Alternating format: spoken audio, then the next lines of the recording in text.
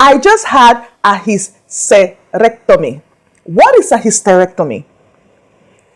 What is my life going to be like after this operation? How can my partner deal with it? What can cause a woman to actually have her womb removed and her ovaries, her fallopian tubes, and even her cervix? Yes, guys, we'll be talking about sex after removal of the womb and ovaries, fallopian tubes, and cervix. Thank you for joining me in today's class. I'm your seasoned medical professional. To all my returning subscribers, this is me saying, blowing you much kisses. And if you have been watching, and if you have been sharing, and you've never smashed that subscribe button, show me extra love by doing so. And to you who are just watching this for the first time, please do join the family. And if you know somebody that has gone through this surgical procedure, please do share this with them or share it with their spouse. And for every lady who has gone through this operation, share this with your husband so that he will be informed. Let's roll it. Welcome back to this teaching. I'm going to be defining what a hysterectomy is. It is a surgical procedure that occurs on a woman to remove her womb and, in some cases, with her ovaries, her fallopian tube, and in some cases, her cervix. So there are different types of hysterectomy, and this will depend on what the doctor is targeting. So some women may have just their womb removed and they are left with their fallopian tube and ovaries and cervix, while some may have the whole cervix taken out, the whole womb taken out, the fallopian tubes, and also the ovaries, while some females may just have their womb and their ovaries and fallopian tubes taken out and they're left with their cervix. Now, I know you'll be asking, why would this type of surgery be done on a lady? A lady may have maybe cervical or ovarian or some form of uterine cancer that cannot be controlled, and this type of surgery is supposed to occur. Or the lady may have some growths, some polyps in her uterus, and in this case we are talking about adenomyosis and endometriosis, and the lady may have excessive heavy bleeding that could not be managed by other treatments or other scientific technologies, and a lady may have severe pain, severe menstrual pain, and she may have gone on birth control, she may have done all sort of things, but it's not helping her. The next cause of this can be uterine fibroids, uterine growths, growths in the uterus, in the womb, and fibroids, and we also have uterine prolapse. And in this case, this is where the uterus collapse into the vaginal cavity due to weak muscles. So these are some of the reasons why a doctor would advise that a lady goes through this type of surgery. In my line of advice and approach, I would always advise ladies, before you go into this type of surgery, make sure you have gone through some deliverance from demons or through the Holy Spirit, if you are a Christian. Because if you haven't had kids, imagine how you're going to be, especially if you have not had kids and you've always wanted to have your own biological kids. I would always advise you to take your time, pray about it, meditate on it, and in some cases, train your mind and your body will follow. Don't give up on your health. I know that scientific and medical technology has advanced to help a lot of women and men going through infertility issues. Before you go into this type of drastic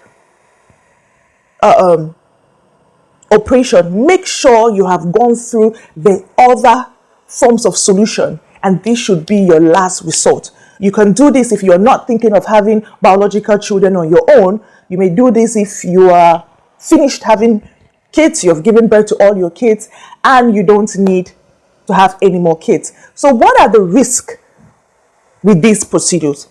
What is the risk of going through any form of these procedures, that is this hysterectomy? The first is you risk getting into menopause, especially if your ovaries have been taken out. Remember that if you go through any of these surgeries, you will not be able to have biological kids and your menses is going to stop. Now, if your womb has just been taken out and you still have your fallopian tubes, you would still be having a menstrual cycle. You'll still be having your menses, your periods. But if your ovaries are taken, that means that your body's not going to produce estrogen or testosterone that it needs for sexual function and you need for childbirth. That means you'll enter premenopause very easily and you go through the symptoms. So you need to be prepared psychologically before you go into this, and your spouse needs to be there with you to understand. Firstly, you develop vaginal dryness and you have to be using water lubricants or silicone lubricants, and also you're also going to be experiencing hot flushes. The drop in estrogen in your body may be too drastic for you. You'll be experiencing all the signs of menopause. And the third point is that during this surgery, some nerves that are responsible for orgasm may be cut out. So you may end up not having an orgasm again. You will not be able to have an orgasm again. With vaginal orgasm, again, you only be able to have a clitoral orgasm. So this is important that you know. The fourth point is, because your ovaries have been taken out, that depends on the type of surgery you have done. If you have taken out your ovaries, you're going to have a drop in estrogen. And not only that, you're going to experience low libido, low sex drive, low desire. You will find it very difficult to have an arousal.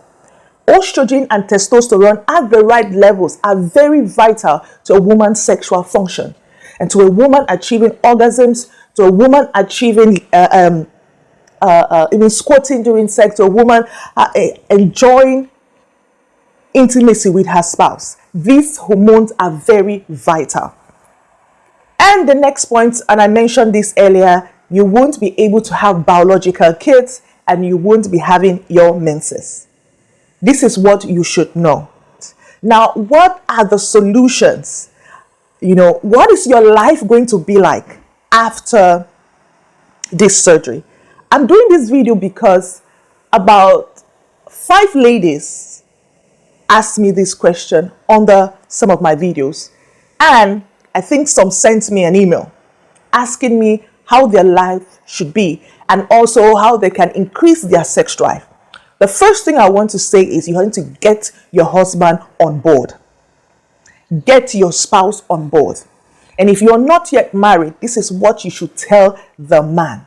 Let the man know that you're not able to produce any biological children and that you have the option of adopting, or if he has any other kids that he's bringing to the marriage, then that'd be good. But let it be clear so that you're breathing a good, healthy marriage. The foundation is healthy.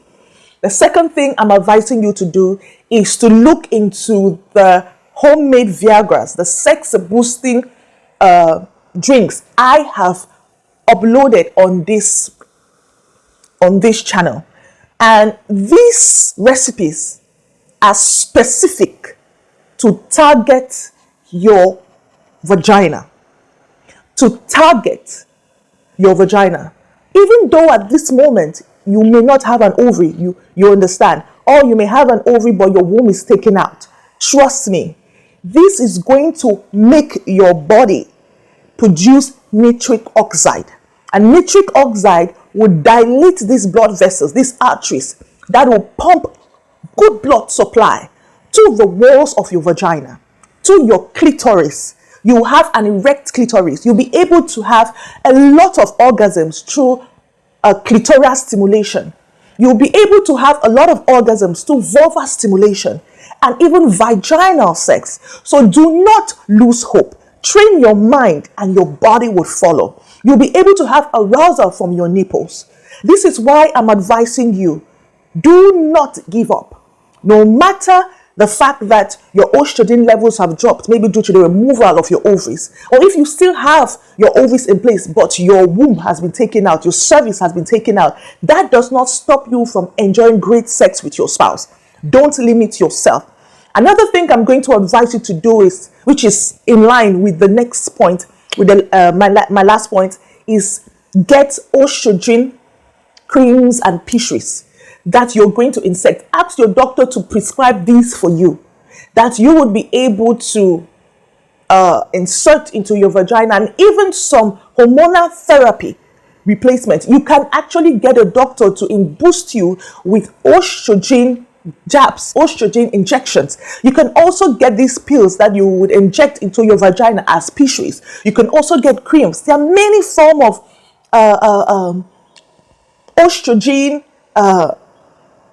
remedies or on the market to help we women enhance our sexual health. So you have these that I've mentioned to you. Don't joke with your herbal drinks. And with this, when you're taking this, give this to your spouse.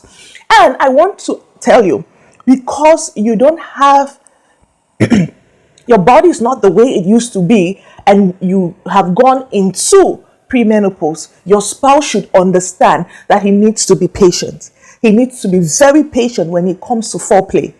And this will lead us to the next point. Do a lot more of foreplay. A lot more of foreplay.